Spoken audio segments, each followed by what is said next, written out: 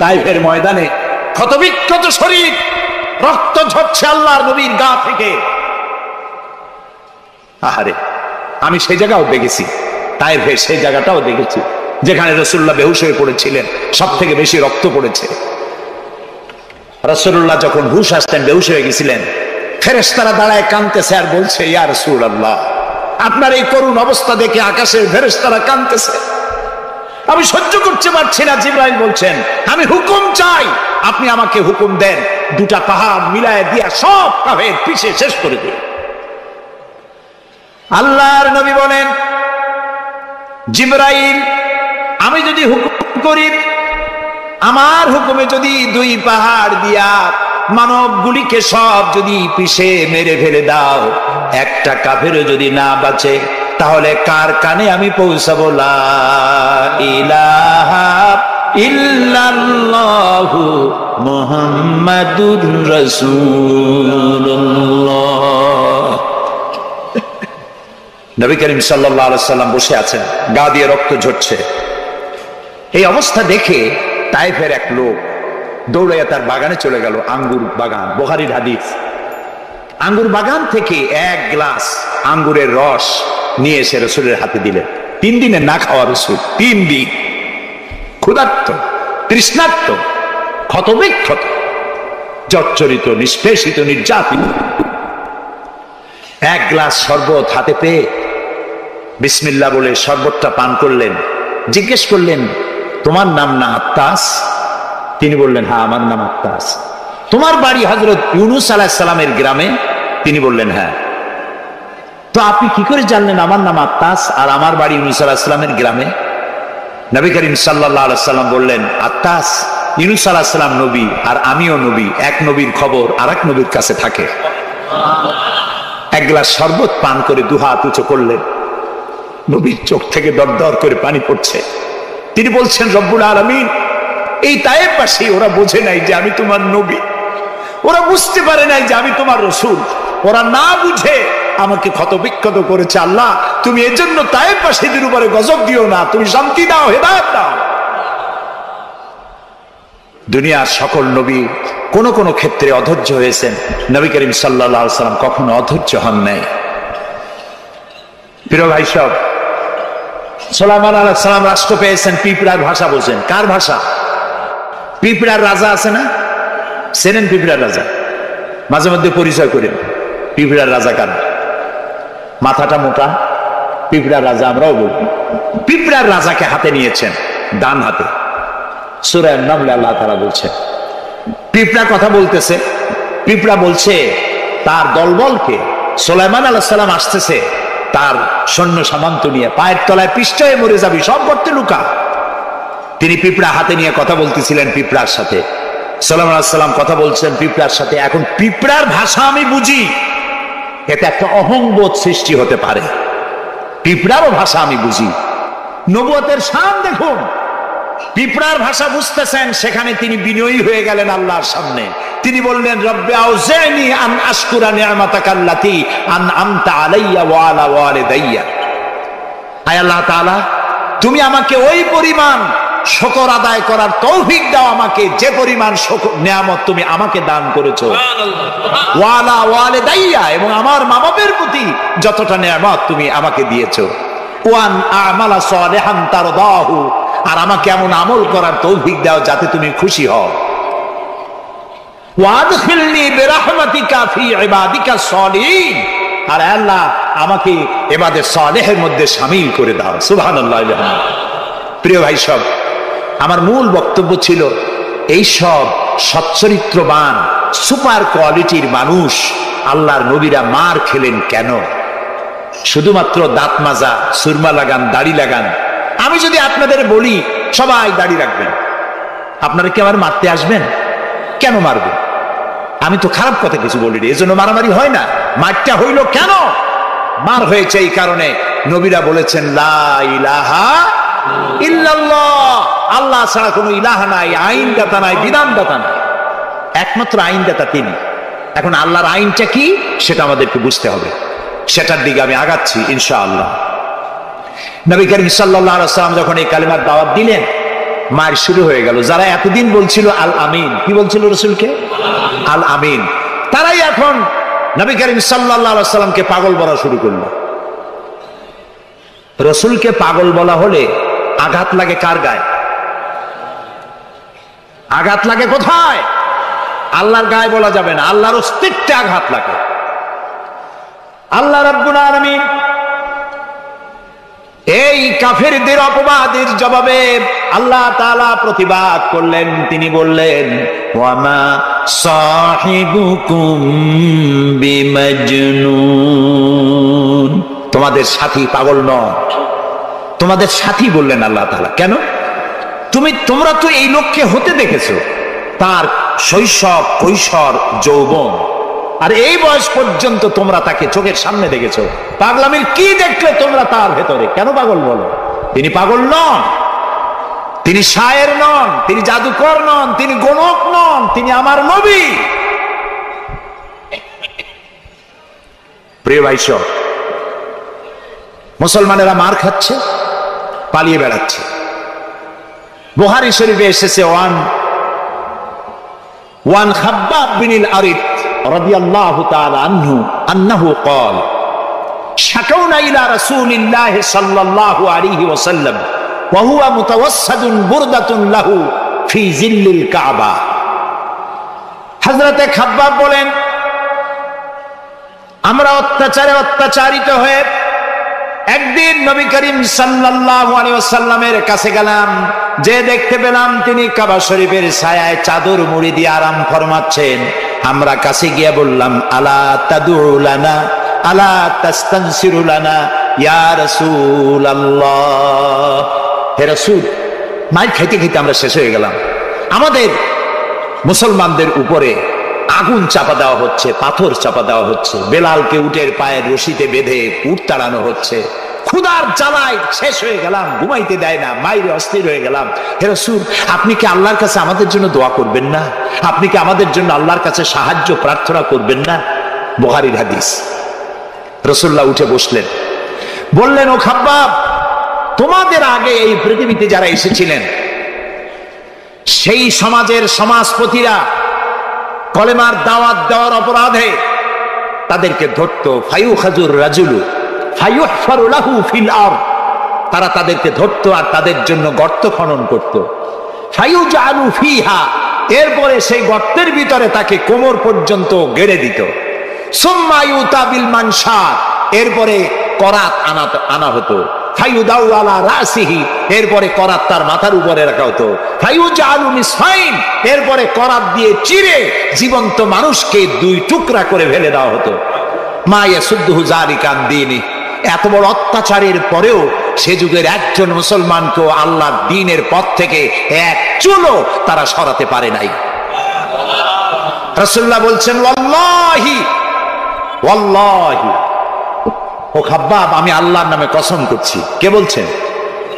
রাসূলুল্লাহ কসম করছেন, আমি আল্লাহর নামে শপথ করছি, লা ইউতাম্মান্নাল্লাহু হাদাল আমরা হাত্তা ইয়াসিরুর রাকিবু মিন সানা ইলা হাদারামাউত। সেদিন বেশি দূরে নয়, যেদিন ইয়েমেনের রাজধানী সানা থেকে সুন্দরী যুবতী নারীরা তাদের যৌবনের পসরা নিয়ে, সওদাগারেরা তাদের সম্পদ নিয়ে সানা থেকে রওনা করে সহস্র মাইল পাড়ি দিয়ে সৌদি আরবের হাজরামাউত পর্যন্ত পৌঁছে যাবে রাত এবং দিনে পায়ে হেঁটে। লা ইয়াখাফু ইল্লাল্লাহ, আল্লাহ ছাড়া কোনো ভয় তাদের অন্তঃকরণে থাকবে না। আবে জিবা আলা গানামি, তবে হ্যাঁ, এটা ঠিক, লা ইয়াখাফু ইল্লাল্লাহ যদি বলা হয় আর কিছু না বলা হয়, তাহলে তো বোঝা যাবে যে বাঘ এবং সিংহরও ভয় থাকবে না। নবীর কথায় কোনো ফাঁক থাকে না, আল্লাহর কথায় ফাঁক থাকে না, নবীর কথায়ও ফাঁক থাকে না।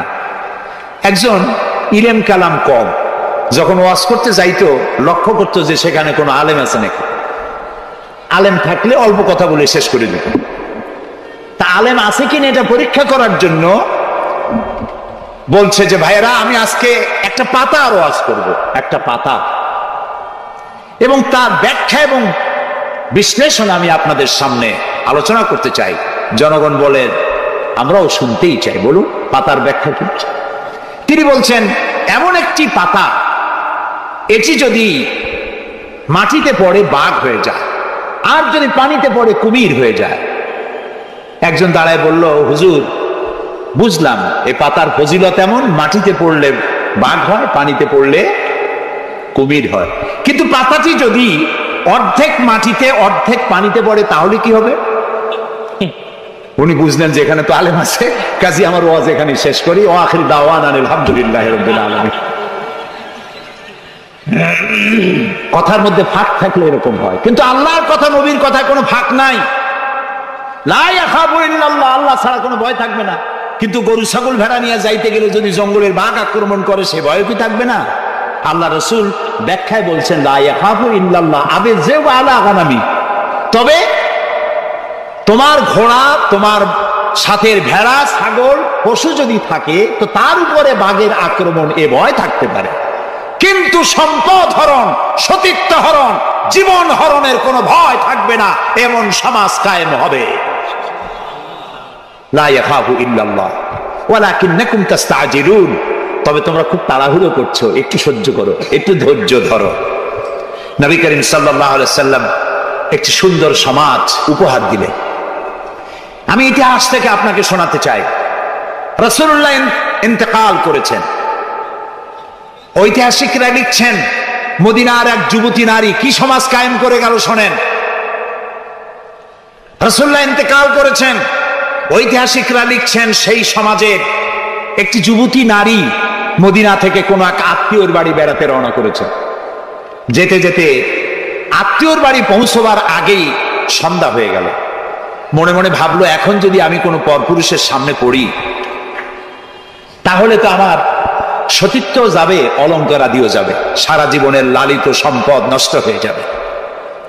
খুব ভীত সন্ত্রস্ত পদে এগোচ্ছে, আর বাঘ দেখা হরিণীর মতো তার চোখ এদিক ওদিক তাকাচ্ছে আর হাঁটতেছে। হঠাৎ দেখে দূর থেকে তার দিকেই এগিয়ে আসছে এক যৌবন ভরা এক যুবক। যুবককে কাছে আসতে দেখে যুবতী নিজের লালিত সম্পদ, সতীত্ব আর অলঙ্কার আদি হারাবার ভয়ে মাটির উপরে বসে পড়েছে, তার রুহু গলার কাছে এসে গেছে। ঐতিহাসিকরা লিখছেন যুবকটি যুবতীর কাছে এসে দাঁড়িয়েছে। যুবতী মহিলার চোখের উপরে চোখ রেখে যুবক ছেলে বলছে, মা, আমাকে দিয়ে তোমার কোনো অনিষ্ট হবে না, তুমি কোথায় যাবে আমাকে বলো, আমি পাহারা দিয়ে তোমার গন্তব্যে পৌঁছে দেব। আমার পরিচয় শোনো, আমি মুসলমান। সুবহানাল্লাহ। রাসূলুল্লাহ এই মুসলমান বানিয়েছিলেন, এই সমাজ বানিয়েছিলেন। তাই আমি আফসোস করে বলি, মরা মানুষ জিন্দা হওয়ার কোন সুন্নত যদি থাকতো, আর একজন সাহাবী যদি আজ জিন্দা হতেন আর আমাদেরকে যদি দেখতেন, তাহলে চিৎকার দিয়ে বলতেন আল্লাহর কসম, রাসূলুল্লাহ দান্দার মোবারক শহীদ করে সাহাবীরা জীবন দিয়ে যে মুসলমান বানিয়ে রেখে গিয়েছিলেন, আল্লাহর কসম এগুলো সেই মুসলমান না। আমাদের চরিত্র এই পর্যায়ে পৌঁছে গেছে। রাসূলুল্লাহ সাল্লাল্লাহু আলাইহি ওয়াসাল্লাম ইসলাম দিয়ে মানুষকে একটি সুন্দর সমাজ দিয়েছেন। ইসলাম মানেই শান্তি। বলেন তো ইসলাম মানে কি? বলেন না, অর্থ কি? শান্তি। তবে শর্ত সাপেক্ষে, যারা আনুগত্য করবে তাদের জন্য শান্তি। আমরা একজন আর একজনের সঙ্গে দেখা হলে কি বলি? আসসালামু আলাইকুম। যারা প্রত্যেক দিন প্রতি মুহূর্তে একজন আর একজনকে সালাম দেয়, সেই জাতি কোনোদিন সন্ত্রাসী হতে পারে? আসসালামু আলাইকুম, আপনি বললেন ওয়ালাইকুম আসসালাম। নবী করিম সাল্লাল্লাহু আলাইহি ওয়াসাল্লাম বলেছেন, আফশুস সালাম ওয়া আতইমুত তুআম ওয়া সাল্লু আন-নাসু বিন-নিয়াম তাদখুলুল জান্নাতা বিস-সালাম। তিনটি কথা। কয়টি কথা শুনতেছেন আপনারা? এক নম্বর হচ্ছে সালাম বিনিময় করো বেশি করে। রাসূলুল্লাহ বলছেন, একটা গাছের এপাশে বসে দেখা হয়েছিল, সালাম দাও। গাছটা ঘুরে আসছে, লোকটা আবার সালাম দাও। আমাদের দেশে অভ্যাস নাই। সব বসেরা চায় আমার অধীনস্থ লোকেরা আমারে সালাম দিক। রাসূলুল্লাহ তার স্ত্রীকে সালাম দিতেন। এমনকি রাস্তা দিয়ে যাওয়ার সময় বাচ্চা পোলাপান খেলাধুলা করছে, তাদেরকে তিনি সালাম দিতেন। আমরা কি দেই? আমরা দেই না। হুজুররা মনে করেন মুরিদরা আমারে দেবে, মন্ত্রী মনে করে অন্যরা আমারে দেবে, এসপি মনে করে পুলিশ আমারে দেবে, কিন্তু সালাম যিনি আগে দেবেন তিনি অহংকার মুক্ত। সুবহানাল্লাহ। এবং এই সালাম অন্যরা বলে কি সুপ্রভাত, গুড মর্নিং, গুড ইভিনিং, শুভ সন্ধ্যা, শুভরাত্রি। এটার ব্যাখ্যা কি?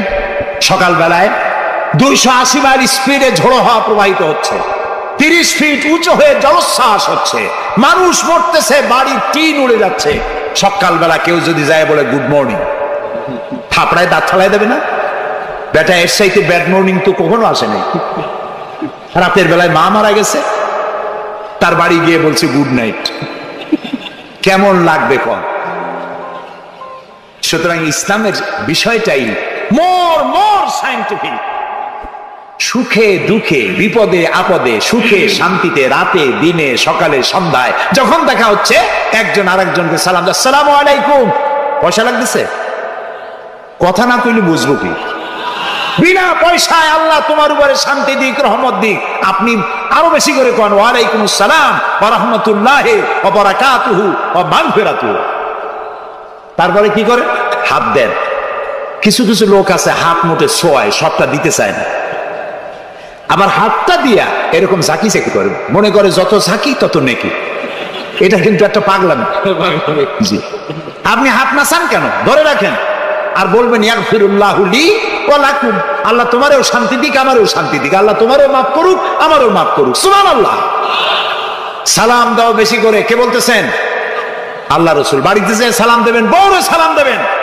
আপনার স্ত্রী আপনার কৃতদাসী নয়, আপনার সমান অধিকার তা। আপনি সালাম দিবেন। ঘরের মধ্যে মুখ কালো করে ঢুকলেন, বউ কিছু কইল না, আপনিও কিছু কইলেন না, মনে হলো দুইজন বোবা। আপনি ঘরের মধ্যে প্রবেশ করতেছেন, আসসালামু আলাইকুম ওয়া রাহমাতুল্লাহ, গৃহবাসীরা তোমাদের উপরে আল্লাহর রহমত নাজিল হোক। সুবহানাল্লাহ বলবেন না? আজকেই এই আমল করবেন, বাড়ি যাইয়ে বউরে সালাম দেবেন। তবে যারাদের কোনোদিন দেওয়ার অভ্যাস নাই তাদের একটা সমস্যা হইতে পারে। হঠাৎ করে সালাম দিলে বউ মনে করবে কপালে দুঃখ আছে, বুঝে আসছে। একটু বুঝাই বলে নেবেন। তবে আজকের থেকে সালাম শুরু হবে, ঠিক আছে না ভাই? আজকের থেকে শুরু হবে। বাচ্চাকে বাড়ি থেকে বিদায় করছেন, স্কুলে যাচ্ছে, মা বাবা শিখায় বাই বাই, টাটা, যাই যাই, খাই খাই। একটা কথা হইলো? বাচ্চা বিদায় হচ্ছে, বাচ্চার মাথায় হাত দিয়া বলেন ফি আমানিল্লাহ, তোমারে আমি আল্লাহর আমানতে ছেড়ে দিলাম। সুবহানাল্লাহ। কিসের বাই বাই টাই টাই? আমরা মুসলমান, এই মুসলিম ট্র্যাডিশন, মুসলিম কালচার বাঁচায় রাখতে হবে যে কোনো মূল্যে। ছেলেদের নাম রাখতে গিয়ে মন্টু, বল্টু, সেন্টু, ডবলু, আকাশ খাতুন, বাতাস বেগম, একটা নাম হইল। আচ্ছা ভাই, আপনি লক্ষ্য করেন তো, পৃথিবীতে কোন ইতিহাস সৃষ্টিকারী মানুষ বল্টু আর মন্টু জাতীয় নাম আছে? পৃথিবীর কোন আলেম, হজরত মাওলানা বল্টু সাহেব এখন ওয়াজ করবেন? এই যে মাজার দেখতে পান, ইনি হচ্ছেন হজরত পীরে বুজুর্গ খানানে খানান সিরাজুস সালিকিন মিসবাহুল আরিফিন হজরত মাওলানা সেন্টু রহমতুল্লাহ আলাইহির মাজার আছে? এরকম নাই। আপনি নাম যত খারাপ রাখবেন, আপনার সন্তান গুন্ডা হবে, বদমাশ হবে, চাঁদাবাজ হবে, জিনাকার হবে। নাম রাখবেন মুসলমানি নাম, ভালো ভালো নাম, আরবি নাম। আলেমদের কাছে জিজ্ঞাসা করে নাম রাখবেন যে এই নামটা কি রাখবো আর নামের অর্থটা কি। আন্দাজে আবার নাম রেখেন না। কুয়েত এয়ারপোর্টে একদিন বাংলাদেশের একজনের পাসপোর্ট দেখে পুলিশেরা হাসাহাসি করতেছে। কারণ কি? কারণ হলো পাসপোর্টধারী যিনি, তার নাম হলো জামাল মিয়া, আর পিতার নাম হলো তরিক মিয়া। জামাল শব্দের অর্থ হচ্ছে উট, আর জামাল মিমে আলেফ দিয়ে যদি হয় তাহলে হয় সৌন্দর্য। এখন জামাল মানে উট, মিয়া মানে 100, ওর নাম 100 উট। আর তরিক মানে রাস্তা, মিয়া মানে 100, ওর নাম 100 উট আর ওর বাপের নাম 100 রাস্তা। 100 রাস্তার ছেলে 100 উট। তা খালি আরবি রাখলে তো হবে না, নামে আরবির অর্থ কি? জি, অর্থবোধক নাম রাখতে হবে। তাহলে আমি বলতেছিলাম রাসূলুল্লাহর হাদিস, প্রথমে দিবেন সালাম, আফশুস সালাম ওয়া আতইমুত তাআম, গরিব মিসকিনদেরকে দাওয়াত করে খাওয়াবেন, বন্ধু বান্ধবদের দাওয়াত দিয়ে খাওয়াবেন। খাওয়া খাওয়াইতে কিন্তু মহব্বত বাড়ে, চক্ষু লজ্জার সৃষ্টি হয়। খালি অপরের পয়সা দিয়ে রিকশা চড়বেন, রিক্সা দুইজন উঠলো, একজন নামে হেঁটে চলে গেল, একসাথে দুইজনে খাইলো, আর একজনে খেলাল করতে করতে বাইরে গেল, পয়সা দিল। এই চালাকি এক সময় ধরা পড়ে যায়। এই জন্য মানুষকে বাড়িতে দাওয়াত দিয়ে খাওয়ানো, রাসূলুল্লাহ বলেন দাওয়াত দিয়ে খাওয়াও। তাহাদ্দু তাহাব্বু, হাদিয়া দাও, মোহব্বত বাড়বে। কারো অসুখ হয়েছে, তার বাড়িতে একটু আঙ্গুর নিয়ে যাও, একটু কমলা নিয়ে যাও। তোমার শত্রু যদি হয়, চক্ষু লজ্জার সৃষ্টি হয়ে যাবে। কান্নাহু ওয়ালিয়্যুন হামীম, দেখা যাবে সে চরম দুশমন ছিল, সে তোমার বন্ধু হয়ে গেছে। সুবহানাল্লাহ বলেন না। ওয়াসাল্লু আন-নাসু বিন-নিয়াম। আর 3 নম্বরে, মানুষ যখন ঘুমায় থাকে তখন তুমি নামাজ পড়িও। কোন সময় কোন তো? ও, তাও তো আপনারা জানেন, মধ্যরাতের পরে যখন মানুষেরা ঘুমায় থাকে তখন তুমি নামাজ পড়িও। এ রাখলে কেন? কারণ মানুষের কাছে সব থেকে বড় ভালোবাসার সত্তাকে বলে আল্লাহ, তারপরে আল্লাহ রাসূল। এখন যাকে ভালোবাসি তার সাথে তো প্রেম করতে হবে। প্রেম কি নোটিশ দেওয়া হয়? SMS করে আজকাল হয়। কিন্তু ভালোবাসা বিজ্ঞাপন দিয়ে হয় না, মাইকিং করে হয় না। ভালোবাসা হয় কিসে কন্ত? প্রেম কিসে হয়? লজ্জা করে বলতে, করছেন তো এক সময়। গভীরে, রাতে, অন্ধকারে, একাকিত্বে ভালোবাসা হয়। তো মানুষের সবচাইতে প্রিয় হচ্ছেন আল্লাহ তাআলা, প্রিয়তম। এর থেকে প্রিয় আর মুসলমানদের জন্য কেউ হইতে পারে না। দিনের কোলাহল পূর্ণ অবস্থার ভেতর দিয়ে তুমি তার সঙ্গে আবেগময় কণ্ঠে কথা বলতে পারবে না, এটা আল্লাহ তাআলা জানেন। তাই আল্লাহ তাআলা বলেছেন ওয়াজআলনান নাহারা মাআশা, দিন বানাইছি রোজগার করার জন্য, কাজ করো, বসে থাকবে না। ফাইজা কুদিয়াতিস সালাত ফান্তাশিরু ফিল আরদ, নামাজ পড়া হয়ে গেছে, মসজিদে বসে থাকতে পারবে না। অভিশাপ, জোহরের নামাজে রক্ত হয়েছে, অফিস বন্ধ করে নামাজ পড়ো, জোহর পড়ো, সুন্নত পড়ো। নফল পড়তে পারবে না জোহরের সময়, তসবিহ পড়তে পারবে না, কারণ এই তসবিহ পড়ে, নফল পড়ে সময় নষ্ট করে পূর্ণ বেতন নিলে বেতন হালাল হবে না। মেডিকেল নিয়ে সুস্থ মানুষ সেল্লা দিতে যাবা, পয়সা হারাম, নেক পয়সা হবে না, হালাল পয়সা কামাই দিতে হবে। সেল্লার নাম বললাম বলে তাবলিগী ভাইরা অসন্তুষ্ট হবেন না, একটা দৃষ্টান্ত দিলাম। আমি তাবলিগী ভাইদেরকে শ্রদ্ধা করি, সম্মান করি, তারাও দ্বীনের কাজ করছে। সুতরাং মসজিদের ভেতরে আপনি নামাজ পড়ে আল্লাহ তাআলা বলছেন কি শোনেন, ফরজ, ফাইজা কুদিয়াতিস সালাত ফান্তাশিরু ফিল আরদ, নামাজ পড়া হয়ে গেছে, বেরিয়ে যাও। কোথায় যাও? দুনিয়ায় যাও, হাটে যাও, বাজারে যাও, কলেজে যাও, কারখানায় যাও, আদালতে যাও, শিক্ষা প্রতিষ্ঠানে যাও, চাষ করতে যাও। যাইয়া কি করো? আবতাগু মিন ফাদলিল্লাহ, আর আমার রিজিক, আমি যে তোমারে অনুগ্রহ করেছি, রিজিক দিয়েছি, ওই রিজিক তালাশ করে আনো। সুবহানাল্লাহ। প্রিয় ভাই সব, হযরত ওমর রাদিয়াল্লাহু তাআলা আনহু মসজিদের ভিতরে দেখলেন কিছু লোক বসা, জোহরে দেখলেন, আসরে দেখলেন, মাগরিবে দেখলেন, এশায় দেখলেন। পরের দিন ফজরের সময় সেই একই জায়গায় কয়েকটা লোক, একই লোক দেখে জিজ্ঞেস করলেন তোমরা কারা? বলল নাহনু মুতাওয়াক্কিলিন, আমরা আল্লাহর উপরে ভরসা করি এবং আল্লাহর উপরে ভরসা করে এখানে জিকির আজগার করি। খাও কি? কয় যে আমাদের এই জিকির আজগার দেখে পাশের লোকেরা ভাত রাইন্দে আমাকে খাওয়ায়।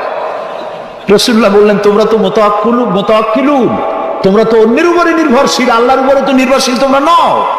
শোনো, আগামীকাল এই জোহরের নামাজের পর যদি তোমাদেরকে এখানে বসা দেখি, ব্যাট মেরে মসজিদ থেকে বের করে দেব। মসজিদে নির্দিষ্ট সময় নামাজ পড়তে আসবে, বাকি সময় কাজ করতে হবে মানুষের জন্য, নিজের জন্য, জনগণের জন্য, রাষ্ট্রের জন্য। এর নাম ইসলাম। এর নাম কি? ইসলাম। বাস্তবমুখী, বৈরাগ্য নয়। আপনি দিন কায়েমের জন্য, আল্লাহর বেশি জিকির আজগার করার জন্য জঙ্গলে যাবেন, লা রাহবানিয়াতা ফিল ইসলাম, ইসলামে বৈরাগ্যবাদকে সমর্থন করে না। কথা বুঝে আসছে? সুতরাং আপনি রাত্রি বেলায়, দিনের কোলাহলপূর্ণ সময়, আপনি আল্লাহর সাথে প্রেম করতে সময় পাচ্ছেন না। আল্লাহ তাআলা বলছেন ওয়াজআলনাল লাইলা লিবাসা ওয়াজআলনা নাওমাকুম সুবাতা, রাত্রে বানাইছি, রাত্রিকে বানাইছি শান্তির আচ্ছাদন। সুবহানাল্লাহ বলবেন না? রাত হলো শান্তির আচ্ছাদন, তীর্যক রৌদ্রের তীব্র প্রখারকে বন্ধ করে দিয়ে রাতের একটি অন্ধকারের চাদর দিয়ে, কালো চাদর দিয়ে পৃথিবীটাকে ঢেকে দিলাম। আরেকটু শান্তির জন্য চাঁদ আর তারকার নামে কিছু ডিম লাইট জ্বালাই দিলাম। গভীর রাত্রে ওঠো, মানুষ যখন ঘুমায় তখন তুমি সেজদায় পড়ে কাঁদো। রাসূলুল্লাহ বলেছেন, অনুশোচনা আর অনুতপ্তের এক ফোঁটা পানি নাকের অর্ধেক আসতে না আসতে আল্লাহ তাআলা ওই ক্রন্দনরত বান্দাকে মাফ করে। সুবহানাল্লাহ। এই তিনটি কাজ যে করবে, কয়টা কাজ? তিনটি। এই তিনটি কাজ যারা করবে তাদখুলুল জান্নাতা বিসসালাম, আখরাজাহু মুসলিম। মুসলিম শরীফের হাদিস। রাসূলুল্লাহ বলছেন, এই তিনটে কাম করো, শান্তির সাথে জান্নাতে চলে যাবে। তাহলে যে জাতির জীবন ব্যবস্থার নাম কি? ইসলাম। আর আমাদের নাম মুসলমান। সব জায়গায় কিন্তু শান্তি, দেখা হইলে সালাম। আল্লাহর নাম কি? শান্তি। আর আল্লাহর এক নাম কি? সালাম না আছেন আল্লাহর নাম? আল্লাহর নাম শান্তি। তারপরে নামাজ পড়ে শেষ করার পরই ডান দিকে বাম দিকে কি বলি? নামাজ পড়েও বলি আসসালামু আলাইকুম ওয়া রাহমাতুল্লাহ। জীবনের শেষ নামাজ কোনটা? জানাজা। তার শেষ কথা কি? আসসালামু আলাইকুম ওয়া রাহমাতুল্লাহ। এরপরে মুমিনদের লাস্ট ডেস্টিনেশন দারাকা দারাস সালাম, শেষ জায়গা কোথায়? জান্নাত। এই যাদের ধর্ম, এই যাদের দ্বীন, এই যাদের জীবন ব্যবস্থা, সেখানে আল্লাহর আইন প্রতিষ্ঠার নামে বোমা মারা লাগবে? জবাব দেন। সন্ত্রাসী তৎপরতা করা লাগবে? কোন নবী, কোন রাসূল সন্ত্রাসী তৎপরতা চালিয়েছেন, মানুষ হত্যা করেছেন, এর কোন নজির আছে পৃথিবীতে? আছে? পৃথিবীতে নাই। আপনারা বলতে পারেন, তাহলে রাসূলুল্লাহ যুদ্ধ করছিলেন কেন? নবী করিম সাল্লাল্লাহু আলাইহি ওয়াসাল্লাম যত যুদ্ধ করেছিলেন সব ছিল ডিফেন্সিভ, আত্মরক্ষামূলক। তিনি নিজে যুদ্ধ শুরু করেছেন, এর কোন নমুনা, একটি হাদিস পাওয়া যাবে না যে নবী করিম সাল্লাল্লাহু আলাইহি ওয়াসাল্লাম ক্ষমতা গ্রহণ করার পর সাহাবীদের রাতের বেলায় পাঠিয়ে দিয়েছেন, ওই গ্রাম আমার উপর ঈমান আনে নাই, বাড়ি শুদ্ধ জ্বালায় দাও, হত্যা করো, বলেছেন? সুবহানাল্লাহ। বন্দীরা এসেছে, বন্দীদেরকে তিনি শর্ত করেছেন, বন্দীদের খাবার দিয়েছেন, থাকার দিয়েছেন, আর বলেছেন কোন বন্দী যদি একটা নিরক্ষর লোককে অক্ষর জ্ঞান সম্পন্ন করাতে পারে, স্বাক্ষর দিতে পারে, এই জ্ঞানটুকুন যদি দিতে পারে, এর বিনিময়ে তাকে মুক্তি দেওয়া হবে। আজকে আমেরিকা আমাদেরকে ভদ্রতা শিখায়, বন্দীদের সাথে তোমরা কি ব্যবহার করেছো? আল গারিব কয়েকখানায় কি অসভ্য বর্বরতা তোমরা করেছো, পৃথিবীর ইতিহাসকে ম্লান করে দিয়েছো, সভ্যতার মুখে কালিমা লেপন করেছো। আল গরিব কয়েকখানার তারা কি করেছে, আমি ভাষা দিয়া ভদ্রলোকের সামনে তা উচ্চারণ করতে পারবো না।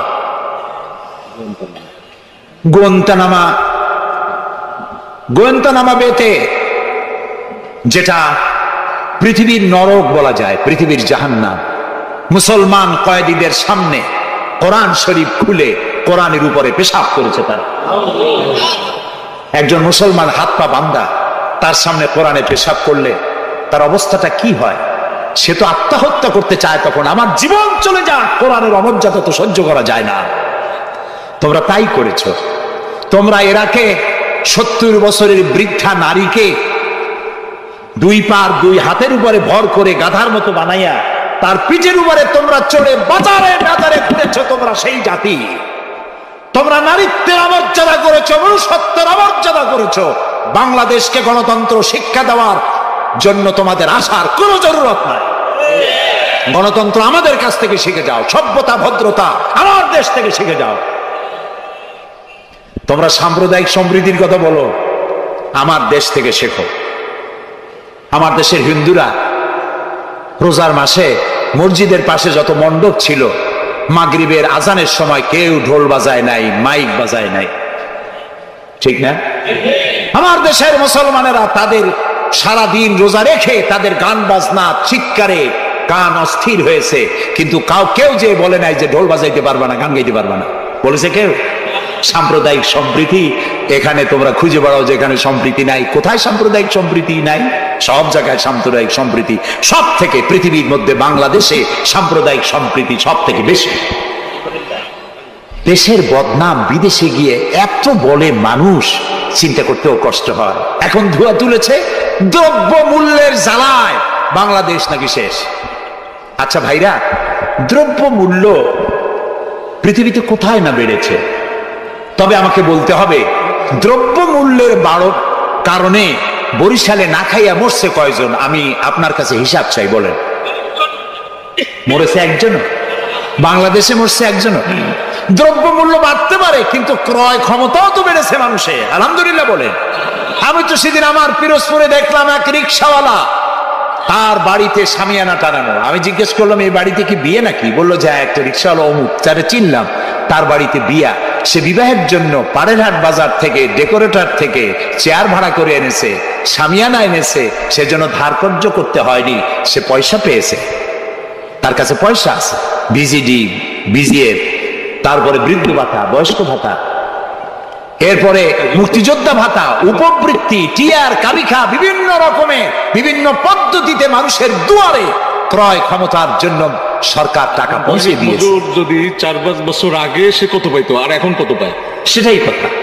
1 টাকা যখন চাউলের সেট ছিল তখন মানুষ না খেয়ে মরতো, এখন 20-22 টাকা, তা তো না খেয়ে মরছে না। আলহামদুলিল্লাহ বলে, আলহামদুলিল্লাহ বলে। সুতরাং এই সব বাজে কথা বলে মানুষকে বিভ্রান্ত করার কোনো সুযোগ নাই। যাক, এটা আমার পয়েন্ট না।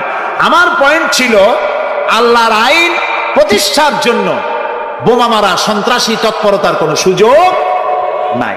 আজকে যারা বোমা মারতেছে, এই যে ঝালকাঠি মারলো না, কয়জন মারছে? 2 জন। যেটা মারলো, এইখানে বসে তারে পুলিশে ইন্ট্রোগেশন করতেছিল। ইন্ট্রোগেট করার সময় তারে জিজ্ঞেস করলো, তুমি মারলা কেন? কয় যে আমি আল্লাহর আইন প্রতিষ্ঠা করতে চাই, সে আল্লাহর আইনের বিরুদ্ধে অবস্থান নিয়েছে, বিচার করে, সেই জন্য তারে মারছি। আচ্ছা, বিচারকরা কি আইন তৈরি করে? জবাব না দিলে বুঝবো কি আমি? আপনারা সবাই শিক্ষিত, সিটি কর্পোরেশনের লোক, জবাব দিবেন ঠাস ঠাস করে পুরুষের মতো। বিচারকরা আইন বানায়, তৈরি করা আইনের উপরে তারা ডিসিশন দেন। এই যে আইনজীবী 2 জন 2 পাশে আমার বসে আছে, ওনরা যে পার্লামেন্টের মেম্বার, আদালতে এই জন্য এমপি কে দেখাই দেয়। জি, তো এই যে 2 জন আইনজীবী বসে আছেন আমার পাশে, ওনরা প্রতিষ্ঠিত আইনের উপরে ওনরা আর্গুমেন্ট করেন। আমার দেশে যত আইন আছে, সিভিল ল যেটা, সেখানে তো ইসলামী আইন আছে, আছে না বললেন কেন? আনতেছে সিভিল লর মধ্যে আছে, ক্রিমিনাল লর মধ্যে কিছুটা নাই, কিন্তু সিভিল লর মধ্যে আছে। মুসলিম পারিবারিক আইন, এটা তো আছেই। সুতরাং বিচারক মারা, আইনজীবী মারা। এরপর বললো, আচ্ছা তুমি যদি এখন মরো, কয় যে আমি তো শহীদ হয়ে যাবো। আরে উল্লুক, তুমি শহীদ হবা কেমনে? তুমি তো মানুষ খুন করে আসছে, তোর তো জাহান্নামে যাওয়া লাগবে। চট্টগ্রামে যে মারলো, মা বোমা মারতে গিয়ে 2টা হাত গেছে, 2টা পা চলে গেছে। তারপরে তাকে হসপিটালে নেওয়া হয়েছে, পানি চাইছে, এক নার্স পানি দিয়েছে বাম হাত দিয়ে। সে কয় যে বাম হাতে পানি খাবো না। তুই মুসলমান? কয় যে নার্স বলছে আমি মুসলমান। বাম হাত দিয়ে পানি দিলা কেন? আমি তো মুসলমান, না নেট দিয়ে পানি দাও। আমি শুনিয়া পরে এক বক্তৃতা বললাম, আসছে মানুষ খুন করিয়া, ও এখন বাম হাত আর ডাইন হাত তালাশ করে। একজনের নাকি মোষ ছিল খুব বড়, আছে না এরকম কিছু মোষওয়ালা, বড় মোষ, ঠোঁট ঠোঁট ঢাকা। কিছু কবি, বুদ্ধিজীবী, এরা কোন রকম বুদ্ধিজীবী হইতে চাইলে এরকম একটু মোষ টোষ বড় থাকা লাগে, চুল টুল 5-6 মাস কামায় না, এরকম একটা অবস্থা। আর মাথাটা ইন্টারন্যাশনাল এয়ারপোর্ট, চুল টুল নাই, স্টেডিয়ামের মতো, চতুর্দিকে কিছু দর্শক আছে, মাঝখানে খালি। তো এইরকমের একজন মোষওয়ালা, ঘন মোষ, এত বেশি মোষ যে টর্চ মারিয়াও বোঝা যায় না যে লোকটা হাসে না কান্দে। ওই রকম এক মোষওয়ালা লোকের মদ খাওয়ার অভ্যাস ছিল। মদের গ্লাস বাম হাতে, আর ডান হাত দিয়ে মোষগুলো উঁচু করিয়া বাম হাত দিয়ে মদ খাইতেছে বহুত কষ্ট করে। একজন জিজ্ঞেস করলো, ভাই তুমি মদ খাওয়াতে এত কষ্ট করতেছো কেন? ঢকঢক করে গিললেই তো হয়, মোষগুলো উঁচু করে নেছো। কয় যে ভাই, হযরত ওলামায়ে কেরামের মুখে শুনছি, পানি টানি কিছু খাইতে গেলে মোষ লাগলে মাকরুহ হয়। ও খাইতেছে মদ, ও মানুষ খুন করে আসছে, আর ও বলতেছে যে আমি বাম হাতের পানি খাবো না। বেটা তুই জাহান্নামে যাবি। আল্লাহ তাআলা বলেছেন, ওমাই ইয়াকতুল মুমিনান মুতাআম্মিদান ফাজাযাউহু জাহান্নাম খালিদান ফিহা ওয়া গাদাবাল্লাহু আলাইহি ওয়া লানাহু ওয়া আ'আদ্দা লাহু আযাবান আযীম। আল্লাহ তাআলা বলেছেন, যে ব্যক্তি কোন মানুষ হত্যা করে, মুমিন হত্যা করে ইচ্ছে করে, তার একমাত্র শাস্তি হলো জাহান্নাম। কে বলতেছে? আল্লাহ তাআলা। জাহান্নাম, এবং আল্লাহর লানত, এবং চিরকাল সে জাহান্নামে থাকবে। আল্লাহ তাআলা আরো বলছেন, ওমান কাতালা নাফসান বিগাইরি নাফসিন আও ফাসাদিন ফিল আরদ ফাকান্নামা কাতালান নাসা জামিআ। যদি বিচারকরা বিচারের মাধ্যমে কাউকে মৃত্যুদণ্ড না দেয়, এরকম কোন মানুষকে কেউ যদি হত্যা করে, সে একটি মানুষ হত্যা করলো না, সেজন্য বিশ্বের সমগ্র মানব গোষ্ঠীকে হত্যা করলো। একটা মানুষ হত্যা করার অপরাধ হচ্ছে বিশ্বের সব মানুষ হত্যা করার সমান। ওয়ামান আহিয়াহা, আর কেউ যদি একটি মানুষকে বেঁচে থাকার সুযোগ করে দিল, ফাকান্নামা আহিয়ান নাসা জামিয়া, সেজন্য সারা পৃথিবীর মানুষগুলিকে বেঁচে থাকার জন্য সুযোগ করে দিল। যারা মানুষ হত্যা করে তাদের শাস্তি কি? আল্লাহ তাআলা বলছেন, ইন্নামা জাযাউল্লাযীনা ইউহারিবুনাল্লাহা ওয়া রাসূলাহু ওয়া ইয়াসআউনা ফিল আরদি ফাসাদান।